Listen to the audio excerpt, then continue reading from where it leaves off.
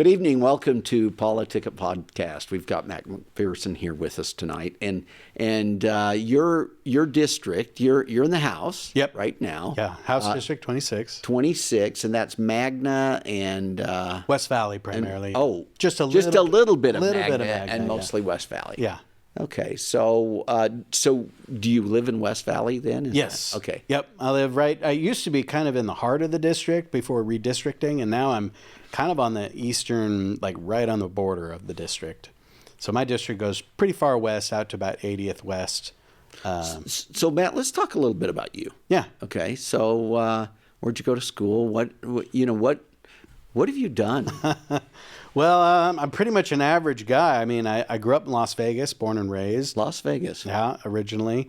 My parents divorced when I was young, and my mother moved to Southern California, and I went with her with the other siblings and lived out there for a few years during kind of elementary school, and then had a chance to move back to live with my father when he was a single dad, basically, and I lived with him. He was running a small landscaping company.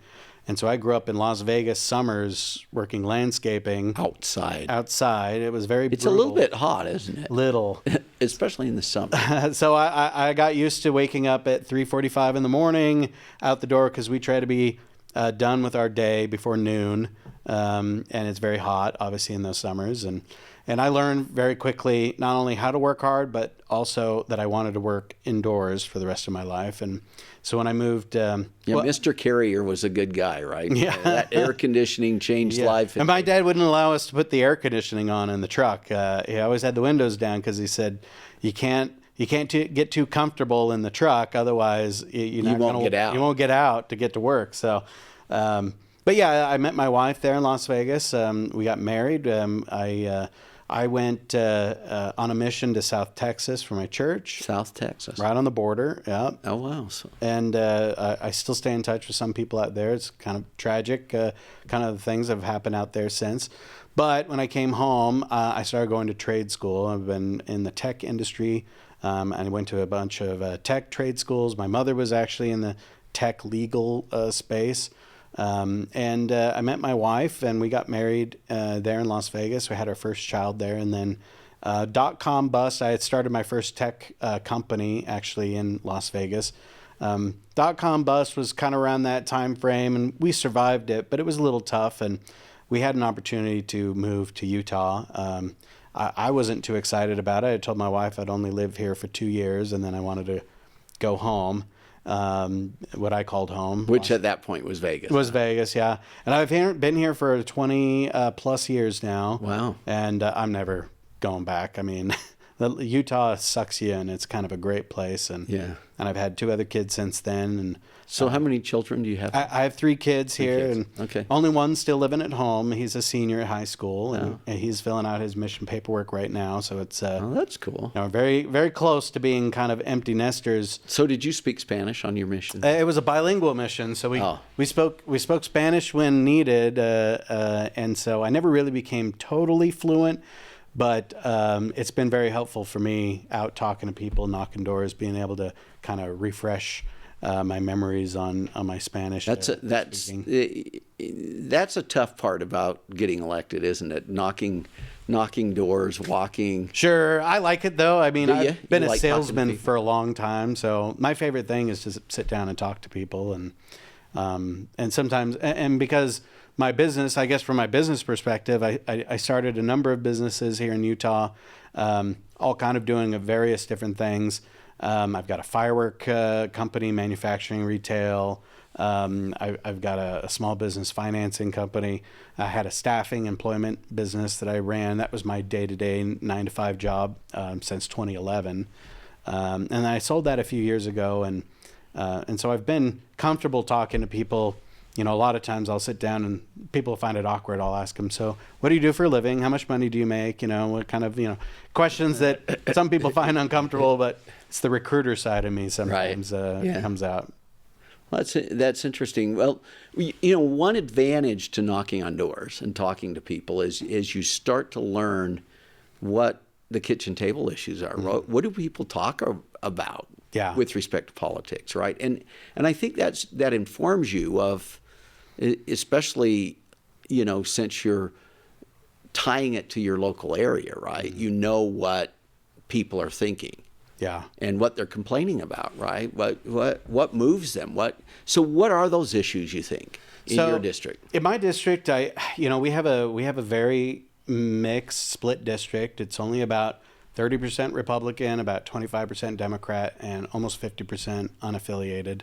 And so when I go out and I talk to people, and I talk to everyone, that I try to knock on every door. And so when I walked into this thinking that I would hear some very different opinions on what the biggest problems were in our area when we talk just locally.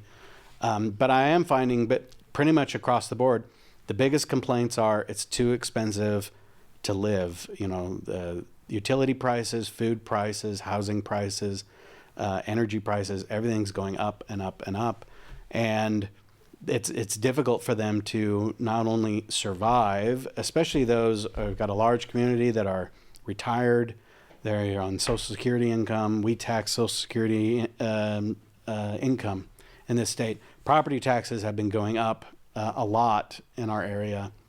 And with these fixed incomes, and they're seeing the increased cost of living, which affects them disproportionately, and they're paying taxes on that income they have, and their property taxes are going up. They're just feeling squeezed from every way. And then in my demographic, my kids are all at that age, late teens, early 20s. They're trying to find a place to live, they want to live in the area. They like West Valley. But really across the state, it's difficult to find a place to live. Their apartment they're renting at 2 bedrooms probably costs twice as much as my mortgage did. 30 years ago, right, or 20 years ago when we first moved here. It's just very difficult to. Well, what people don't realize is this out of control federal spending. Of course, the interest on the debt is massive right now, right? But inflation is a tax on your wealth. It's a tax on your income, right? Because you may be making the same amount of money, but everything costs more, so you really are getting a pay cut. But it's not a pay cut, it's a tax. Yeah. Right? And I think... It's a devaluation of the currency. Yeah. Everything becomes more expensive that way. And so, I did a survey in my district, and, the major issue was taxes. Mm. You mentioned Social Security. When I first went in to office, we had a $35,000 exemption on Social Security, right, before it got taxed. Now it's $75,000. Yeah. So we've started in the right direction, I think. In fact, we eliminated we eliminated income tax on military retirements. Yeah. And so, people are overtaxed, right? Yeah. Well, and the lower you are in the income spectrum, so to speak, the greater that things like tax on food and utility prices, the greater that affects you. And so when you're barely getting by, and in our energy rates have gone up 18%, that maybe someone like you or me may not be it's an annoyance. We feel that pain, but not to someone that's just barely scraping by. Yeah, someone that can barely afford the energy cost, and then all of a sudden it's more expensive. Yeah, and that really, really hurts. And even tax on food and things that they see that are ways that we could potentially help them by cutting taxes for sure, but not necessarily just looking at, for example, what we did last session, just income tax, but in other areas where we might be able to get to more of the people that are actually right at that tipping point where they're just barely able to survive. And that's where I hear from most of the people in my district is it's very expensive, very difficult. And I think a big part of that we don't always talk about, and this could be somewhat controversial, but it is an area I'm working on with West Valley PD right now, is so for example, car insurance rates have gone through the roof. Right. So we've been meeting with... Of course, inflation affects that, right? Because Yes, they're spending more to fix cars that are damaged. And yeah. But there's another aspect to that hasn't necessarily been captured in the public speaking about this that we've been finding out. And that is that So, for example, West Valley City Police Department has been capturing data for the last several years on the number of accidents, hit and runs, even just tickets they're giving out for violations. And over the last 3 or so years, they've been tracking 30%, 35%, and then this year 50% of all of those accidents, hit and runs that they were able to find, the hit and runs, and those traffic citations are going to those individuals that are not here legally. They don't have, they don't speak the language sometimes. They definitely don't know the rules of the road. They don't know sometimes how to even operate on the road. And if they're in an accident, they're far more likely to flee because they're fearing being deported or having other incidences. And that creates a new risk pool. Now we've got that increases the rate exactly. By itself, We're seeing dramatic increases of rates because we had a situation where we actually required people to have insurance on their autos, right? Which decreased the cost. Well, it only works if both parties stick around, right? For an accident. And so we do have a somewhat controversial topic in this state. We have our driver's privilege cards, which are seen as good or bad depending on how you look at them. The one thing I will say about them that is a little bit of a good thing is that if someone were to get that, we have to get their fingerprints. And we get a starting point to actually track this individual. Right. They're forced to learn the rules of the road. They're forced to read the signs because we're getting deaths. We're getting dramatic injuries and high cost insurance increases because of this issue. We have to kind of stop that bleeding at some point. So I do have a bill in that space to try to force people into that avenue if we're finding them, basically. Because right now, it's just a ticket. If you're driving, having never had a driver's license in this state, if you have a suspended license or a revoked license, it's a misdemeanor. The cops can impound your vehicle. They can send it to the state lot. But if you're driving and you've never had a license in this state, it's just an infraction. The best they can do is give you a ticket, and that ticket's going to be assigned to a name that they have no way of tracking who that person is and where it's going.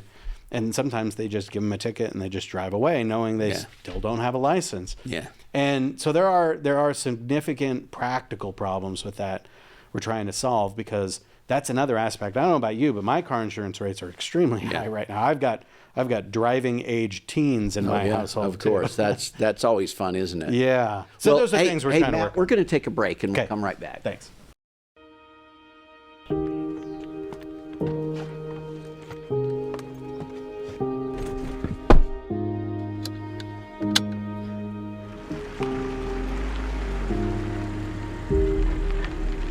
Hey Siri, how do I get to the state capitol? John, the fastest way to get to the capitol is to make a lot of empty promises, to get help from special interest groups and endorsements from politicians. You will also need to buy a better suit. That's not going to work for me, Siri. You need to find another way. John, listen to me. If you're going to win your race, you will need to play the political game. You also need to use more hairspray and buy a golden retriever. Also, a new phone case would be nice. It's enough of this. John, are you there? Did you just leave me on the road?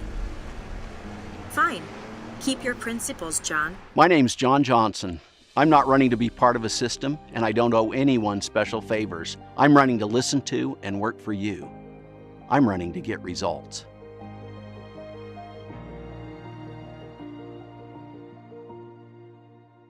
Welcome back to PoliticIt. Of course, we're talking about MacPherson, and one of the things we talked about during the break was I was glad to hear your wife was involved with the PTA before. That's right. Yeah. So when our kids were growing up young, we actually tried out the dual immersion program for Spanish. I speak a bit of Spanish, and I wanted my kids to have a chance, and so we sent them to West Kearns Elementary where they did the dual immersion program. My wife in Spanish. In Spanish, yep. And it was kind of a fun process. My wife got to be the PTA.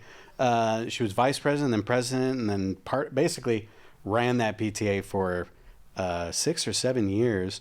And in that same time period, My business at the time was starting to do pretty well, and they were doing these cultural programs, and so we had a chance to kind of support their cultural dances and programs, and by donating for their clothing and for a lot of things, and then I ended up having a chance to start there's a program called Watchdogs, Dads of Great Students. Oh, It's a national organization that tries to get more dads involved in their kids' education. Usually it's moms, obviously, that they get involved in that. And so I started a chapter at West Kearns, and we ended up getting over 100 volunteers that first year. Wow. And then I understand that that program has now expanded to many other elementary schools across Utah. But it's been a great opportunity to work with the principals and elementary school, and now with junior high and high school. I still stay pretty involved with public education. I'm on the Public Education Appropriations Committee. Oh, you are? Okay. So I've spent a lot of time, definitely trying to help our teachers out in schools and public ed. Well, it's kind of cool because we have, I just looked at some statistics. We're in the top 10% for salaries for new teachers now. Yeah. Largely because of the, we gave them a massive increases, and not only just to the teachers, but stipends for their helpers in the classroom as well, and then more cash for them for their school supplies. And I actually co-sponsored a bill to make sure they were getting maternity leave as well, because that wasn't always allowed. In my district, another thing that parents are talking about a lot is school choice, and I'm a believer in parents' rights to choose where their kids go to school, right? Yeah. And so. But there's a lot of misinformation that was sent out there. For instance, I don't know if you're seeing this, but people think that if a kid gets a scholarship to go to a different school, that somehow that comes out of the budget of their school. But I remember distinctly that we put a hold harmless clause in there, basically, that said if a kid leaves a school, so West Kearns is so if a kid leaves West Kearns with a scholarship, West Kearns keeps the money for the kid that left. That's right. For 5 years. Yeah. So that kind of holds them harmless, because there was never any intent to punish the schools. No, and in fact, the budget that we give to those scholarships comes completely out of a different fund. It's not affecting public education funding at all. And I think the one thing that I think is always important to remember when we talk about public education, the whole point of it is for the student. It's for the kids to learn. It's not so that we pay teachers. It's not so that we pay administrators. Not that we build schools. Those are secondary to the absolute goal of public education, which is to educate children. Right. And if they're best doing that at a charter school or a private school or home school, whatever that may look like, that's where we should put our funding. And so. But at the same time, you're right. We're holding the schools harmless because they are seeing a decline, even though our student population is growing in the state. Student age population in the state is growing. Enrollments at most of our public schools are going down slightly, and so it allows the schools a chance to. You're right. Holds them harmless, but also allows them to kind of reevaluate as to what they're doing. Why are they losing students? Competition, I think, is always good because they can learn. Yeah. Now, one of the things I've noticed is there are problems with, accountability, other things. I mean, those are kind of growing pains when you have new programs. But I kind of like the focus on, even the name of it, You Fits. What was the whole purpose? Well, the purpose was for parents to find educational programs that fit their student. Yeah, absolutely. And not, we can't be cookie cutter, but yet public schools can't cater to every student. Yeah, and in many cases, some students, they may have particular needs or challenges that are very difficult for our public schools to handle. In fact, some of our biggest burden right now are on those students that have the most challenges. And if we had better opportunities for them in a private a school scenario, or even a home setting, a lot of times, though, it's just too expensive. It's too difficult for the parents to make that work. So this scholarship program allows them to take that burden not only off the schools, which is better for them, because they're a burden somewhat. I don't mean that in a derogatory sense, but financially they're a larger burden on those public schools, and they're better served in those private or in a homeschool setting if they can afford it. Well, and the thing is, when you have new programs, there are always hiccups with the new program, right? Yeah. I mean, people can give you these examples of unintended consequences of things, and one of the beauties of legislation is that we can go back and fix it. Yep, and right, and we do. if we find things that are wrong, that's there is no perfect bill. Yeah. And, we like to learn from mistakes maybe that are done. But I really like to see more burden taken off of teachers. I mean, we've given them more money, right, which is one of the burdens, right? But we also have to worry about their workload, the things that, they can't deal with. Yeah, classroom size is a big complaint for sure. But a big part of that is that the dynamics of a large student classroom is difficult, but also built into that is there are students in each one of those classrooms that, again, might be better served in a private or homeschool scenario. Yeah. And as we really provide parents the opportunity to make the decision on what's the best option for them, and the money can kind of follow them there, because the same thing happens in reverse. Sometimes kids leave public or even homeschool scenario and re-enroll in the public school system. And funny enough, we already give them that money back. We go back through and redo that head count for what's called the WPU, and as you know, and then bring that money back when they enroll mid-year, for example, and go back into public school. So we're trying to keep it fair and make sure that our public education system has all the resources they need. But in those scenarios where a parent is really thinking that the best needs for their student to learn is going to be in a different scenario, maybe even at a different school, maybe another different public school, or a public charter school, or maybe even a combination of both those. Exactly. We want to give them those options so that they're free to do that, and that invariably takes the load off the teachers, also lowering class sizes for them. This is one way we could potentially get there as well. Right. Yeah. So what are some of the other bread and butter issues? What are you hearing when you knock on doors? Definitely. That we haven't talked about, because we've talked about taxes. Nobody likes taxes, right? We've talked about inflation, which is really causing problems.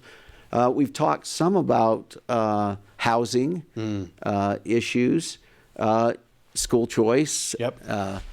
I would say, the only other issue that I hear a lot of still, we have the Great Salt Lake just right in our backyard. And there's some concern about water level fluctuations, about water in general in our area being a desert and all the growth, because of the geography of this place and the topography.